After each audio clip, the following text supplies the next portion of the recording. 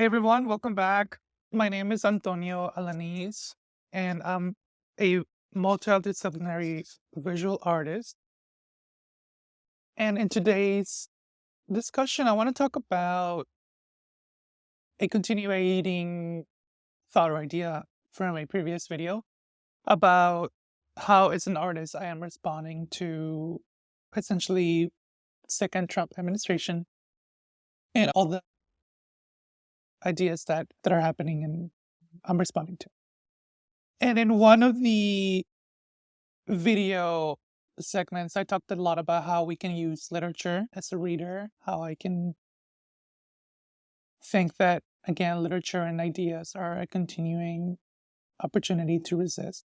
And I wanted to talk about some books that can hopefully continue to answer those questions or start or completely answer, not sure.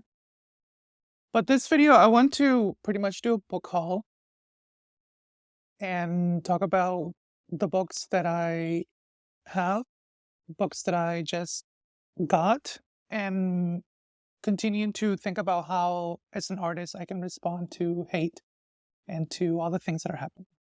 If you all if you all would like to see that video that I'm mentioning, you can look it up and you can watch that as well. You don't have to watch that to watch this.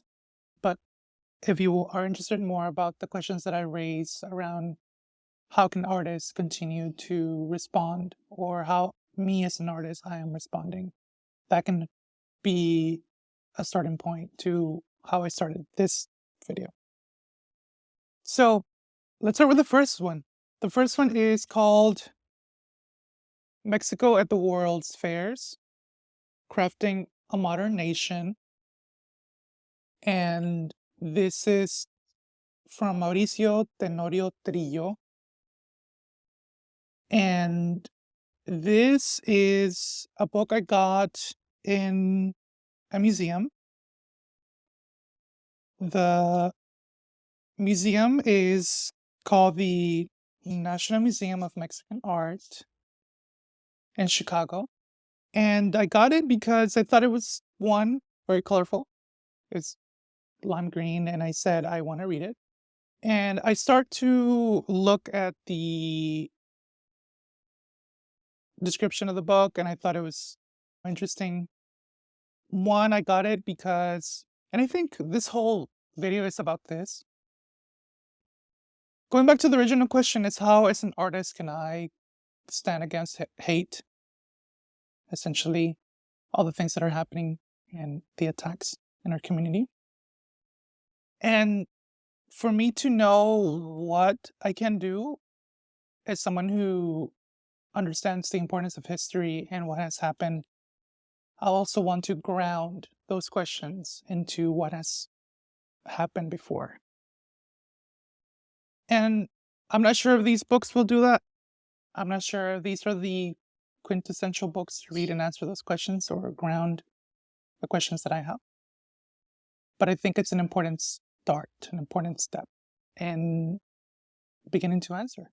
I got this book primarily because, one, I want to know where Mexico has been in the world stage artistically, and what other way than to study that through the world's fairs. I'll read you a little bit of why this book is important to my research. It's called Mexico at the World's Fairs. And actually, this book does not have a description, but apparently, I'll just read the contents. It's divided into two parts. One, the Porfirian Mexico and the World Fairs. And the second part is the World Fairs in Mexico after the Revolution of 1910. Again, why is this book important? This book talks about Mexican politics. To me, what I've found out that politics and art are not separate. They're one. They are tied. They're linked.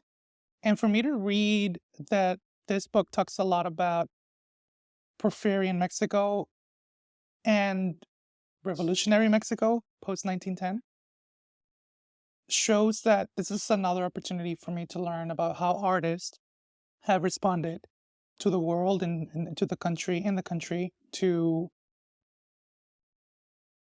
a regime such as Porfirio Diaz, and how they have also responded to using the arts as a revolutionary tool. Again, I think it's important. I think it's great. I know very little about Mexican World Fair history, and I think it can be a good opportunity to go back to the 1800s, the 19th century, and to situate my practice and historical reference. I know very little about artists and what they did, even if I don't even know if they were actually revolutionary or if they were advocating for social causes or advocating for justice. That's a good question that I have, but I think it's a good start. Do you want to read the back of the book? It says, the UC Press Voices Revived commemorates University of California Press's mission to seek out and cultivate the brightest minds and give them a voice, reach, and impact. Drawing on a backlist dating to 1893, Voices Revived makes high-quality, peer-reviewed scholarship accessible, once again using print-on-demand technology. I really this part says, reviving formerly out-of-print works that advance knowledge and drive change. So that is the question, right? How can the arts, how can literature, how can the writers, the artists drive change? UC Press, Voices Revived. Mexico at the World's Fairs, Crafting a Modern Nation. It's a dense book. It looks like it's about 253 pages. Might be a scholarly, I think it's a scholarly book. I don't know if it's the most, not the most, but I wonder if there's another book that is more accessible than this. The thing about me, everyone, is I'm not an art historian. I did not go to school for art history. I don't claim to be an art historian. I am an artist who wants to know how I can use the arts. But I also understand that my questions can benefit from having a historical context. And I appreciate these books. One, I appreciate that the National Museum of Mexican Art has the book, or had it. This video, by the way, it's not connected to them at all. It's not sponsored. I just came, purchased the book, and everything is really my opinion. It does not represent the museums or the museum at all. I want to be very clear about that. That's that one. I will be reading it and skimming it and so forth with that being said. I do have another book here, which is more of a catalog, called the José Guadalupe Posada Aguilar.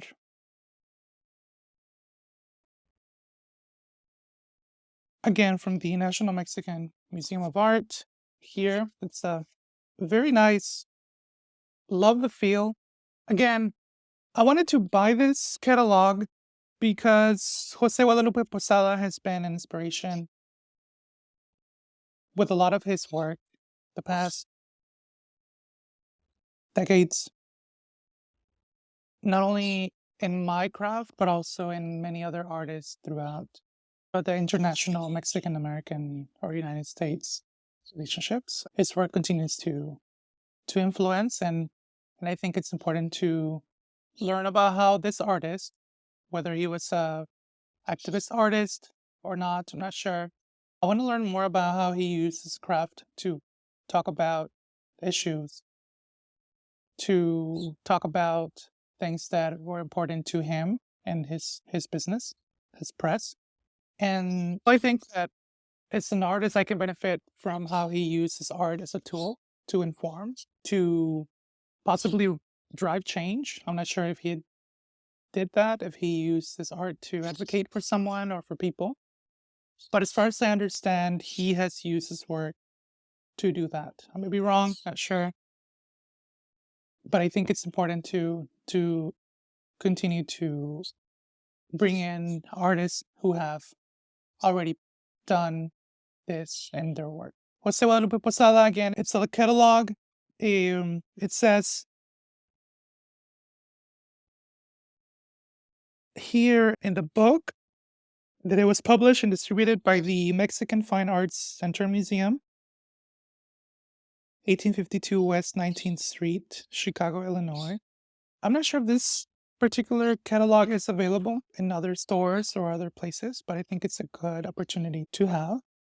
Again, it's always great to put some context historically. Who was Posada? I know some things about Posada. I know that he used his artwork to complement a lot of the print material that was happening in Mexico during his time in his life. So I want to learn. I have some questions about him, how he used his work to educate, to inform. I'm not sure if the book will do that or the catalog will do that, but I think that it's a good start. As far as I know, everyone, I know that Posada has used his work to talk about social commentary and talk about things that were happening during his life or his time. Again, it's just the important part of learning about what other artists have done historically. I think that for me, one, I love learning about what other artists are doing in the more contemporary sense in 2025 when this is filmed. But also, what were other artists doing in the 19th century or even the 20th century and so forth? Calavera prints, they're some of the most iconic. I've really loved seeing his work and how his art continues to influence a lot of the things that are happening. And some of these same problems that are happening back then and now are still happening. Again, how is he reflecting society in Mexico in his works? And what can I learn from Sala that I can also use in my work? Again, I'm not sure he was a teacher, but I will use his work as a tool to learn from, to further inform my practice as an artist. José Guadalupe Posada Aguilar catalog. It's available for everyone. I hope it's available for everyone. It is in English, really colorful, has a lot of fun prints, a lot of fun artwork. I love the feel of the paper. I don't know if you can hear it, but it feels so, it's very sturdy paper. So this is the second one that I want to show you all. This third is, this one is, I bought also in Chicago. I bought the next three books in a bookstore called the Pilsen Community Books. You can find more about their work in pilsencommunitybooks.com. They are located in 1102 West 18th Street in Chicago, Illinois, here in the United States. It says that it was established in 2016 and it is worker owned and operated since 2020. Check it out. This is the bookmark they gave me and all the information. We'd like to take a screenshot of this and learn more about the Pilsen Community Books. It's an amazing bookstore. Really liked it. I was able to go in and read more what they have available. Again, it goes back to the same question. What are bookstores doing to combat the things that are happening? This book here is called Culture and Imperialism. Was really interested because I will read the description to you all. Going back to my original question, what is the historical context of how artists, writers have responded to what was happening in their time? And this is what the book says. It says, in the 19th and early 20th centuries, as the Western powers built empires that stretched from Australia to the West Indies, Western artists created masterpieces ranging from Mansfield Park to Heart of Darkness and Aida. And most cultural critics continue to see these phenomena as separate. So this paragraph right here caught my attention so much because, again, how am I situating my work in what has happened in the past? So 19th and 20th centuries. So as people were expanding, as empires were growing and stretching, there were artists responding to this imperialism. I'm not sure they were against or for. That's a question that I have. And they mentioned some of the cultural productions that had happened. The last sentence in this paragraph says, yet most cultural critics continue to see these phenomena as separate. So again, the historical part of empires being built, and artists creating masterpieces based on the book, and how separate they are, meaning that they're not looked at the same time. And I want to talk a little bit about this sentence because as an artist, I always find this perspective missing in the general sense of what's happening. And I think it's important to always include artists. What are artists doing on the side or within the movement to respond to what was happening? And it raises awareness to me, it raises the need to include artist perspectives and what's happening. And as an artist myself, I want to learn more about what artists were doing and continue to do. So let's continue. This landmark book by the author of Orientalism draws dramatic connections between the imperial endeavor and the culture that both reflected and reinforced it. At the same time, Edward Said, or said, I don't know how to pronounce the person's last name, also examines the work of such writers such as W.B. Yeats, Chinua Achebe, and Salman Rushdie to show how subject peoples produce their own vigorous culture of opposition and resistance. So here's the words that I was looking for. How people have used art to resist, how they have used the arts to oppose. It says, vast in scope and stunning in erudition, culture and imperialism reopens the dialogue between literature and the life of its time. So again, everyone, I had to get this book. I know very little about, again, how the artists were responding in the 19th and 20th centuries to the world. And I think this is going to be an interesting read, how writers, Chinua Achebe, responded to outside powers. So again, how they have responded to imperialism. Culture and Imperialism by Edward W. Said, or Said. Check it out. And if you read it, let me know what you think about it. I have not read it. I will look at it. And again, might be a little too dense from the work here that I'm seeing and reading. But I think it's a good opportunity to learn more about this. Let me see when this book was published. So it was published in 1993, copyright 1993, and looks like it's been brought back for publishing. The publisher is Vintage Books, division of Penguin Random House, New York. So there you go, everyone. Looking to put a historical context. What are artists or how are writers responding to imperialism in their time? The second book is called Art and Revolution, this one right here. And I just wanted to learn more about how art has been used to advance social causes.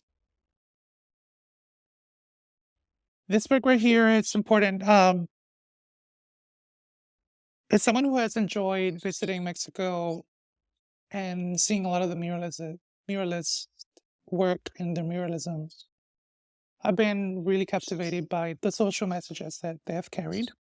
And this Diego Rivera mural on the front just got my attention. And again, I want to learn from other people, other writers, other philosophers, how they believe the art can be a tool to advance social causes. It says writings on literature, politics, and culture. And I just wanted to read it.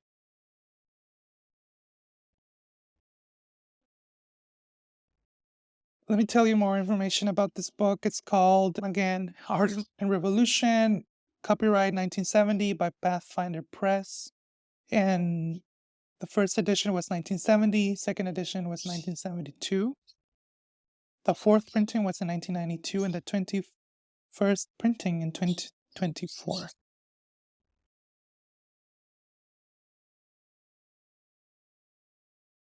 So, anyways, let me read a little bit of the contents. It's divided into two parts. One is called Critical Theory, And the second one is essays and literary criticism. So again, it talks a lot about how the arts can use, or how the artist can use the arts to provide social commentary, to educate. And I think it's an important part of how I can also further improve my art. So, art and revolution. Here you go. Check it out. A thing about art and revolution is, again, the historical context of why I'm doing what I'm doing, to understand that I'm not creating art in a vacuum, that art like this has already passed and already has been happening. Artists before me have been doing this for centuries. So, how can I learn from artists, from authors, from poets who can have already used the art as a tool for change? Going back to the UC Press Voices Revive, how they can use this to drive change. And what does change mean? We can go on and talk about change. And of course, everyone, the fourth book, or the last book, is the classic Borderlands, La Frontera. This is by the author Gloria Anzaldúa. And I bought it because I've read some of Anzaldúa's work, and I know that people have on social media talked about the book for so long, for so many years. And I bought this book because I want to give myself the chance to read it as well. From the little bit that I know and understand, talks a lot about working from and within a border. Now, I'm not a literary critic, I'm not an art historian, but I still wanted to use and read this book to inform my writing, my art, as an artist who lives in the metaphorical borders between the United States and Mexico. I don't live in a border town, but still where I work, between cultures, between languages, that is a metaphorical space or border, working with people of diverse languages, of diverse perspectives, of diverse cultural backgrounds. And I wanted to learn this. I wanted to learn more about this. Now that I think about this book, I think I do have a copy of it that I started reading years ago, but I don't have this edition, 5th edition, available. Let me give you more information about the book. The book is called again Borderlands, La Frontera, the New Mestiza by Gloria Anzaldúa, and it is a 5th edition published by Aunt Loot Books in San Francisco. It was published in 1997 and copyrighted 1987, and it is available. It has some of the book has Atravesando Fronteras, Crossing Borders, the first section, and then the second section is called Un agitado viento, ejecatl, the wind. Again, it's going to be an opportunity for me to learn about how someone like Anzaldúa has used art as a tool. I wonder so many things, and I will definitely read it.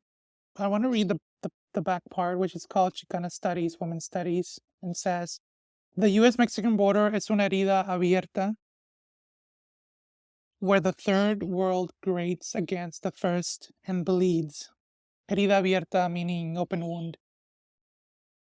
And before a scab forms, it hemorrhages again, the lifeblood of two worlds merging to form a third country, a border culture. So just the poetic language, just so captivating to me. And then the description says, rooted in Gloria Anzaldúa's experience as a Chicana, a lesbian, an activist, and a writer, the essays and poems in Borderlands, La Frontera, the New Mestiza, profoundly challenged and continue to challenge how we think about identity. So again, art, identity are intertwined. How am I using the art to expand on my identity?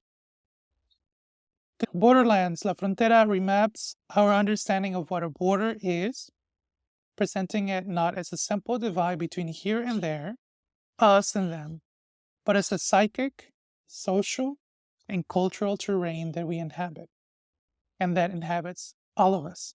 This is just brief description. I don't know what else to say about Anzaldúa's work, but I just look forward to learning more about identity and how a writer like Anzaldúa, a poet like Anzaldúa, has used writing, the written word, to challenge and continue to challenge how we think about identity. This book is important. It's an awesome book. It reminds me of another book that I read in another local bookstore. I forget the name of the book, but it was The Fix of Identity.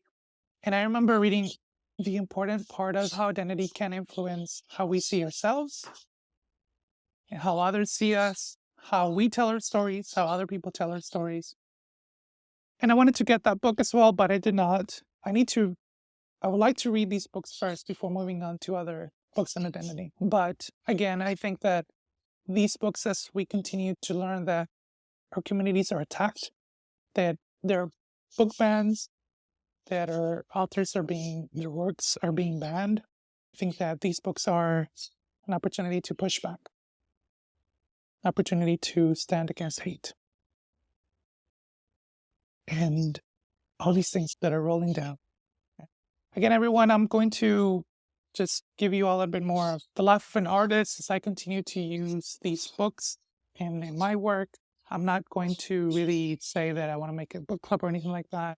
I'm sure that the books that I read will influence my work.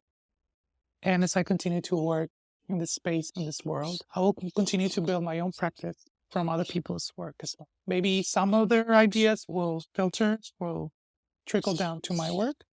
And I think that's the beauty of being an artist, that I can build on what people in the 20th century have done, the 19th century, what they have done.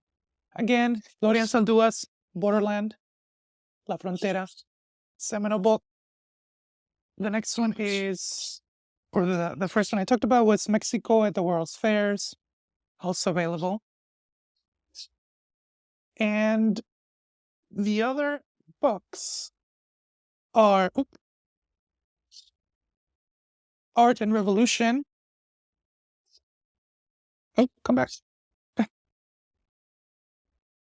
This is just moved. There we go. The camera just left me a minute. But Art and Revolution, Culture and Imperialism. And lastly, the José Guadalupe Posada Aguilar exhibition catalog. Seems to be an exhibition catalog. And I want to thank the bookstores for promoting this work, or the bookstores for continuing to use literature as a way to inform our communities. Like I said, these books, in my opinion and my interpretation, are solely mine. They do not represent the institutions that I mentioned. It's primarily what I think. Again, this is an invitation for all of us, all of you, to share the books that you are using to influence or inform your work as an artist. Feel free to let me know under what books you recommend, or maybe you have critiques of these books. If you have other recommendations that you think I could look into, let me know. Again, this is more of how we all can do our part, how I can do my part to stand up against hate through the arts, through the literature, through writing, through holding space. Muchas gracias. Thank you for staying here, and I look forward to continue this work. Have a great rest of your day.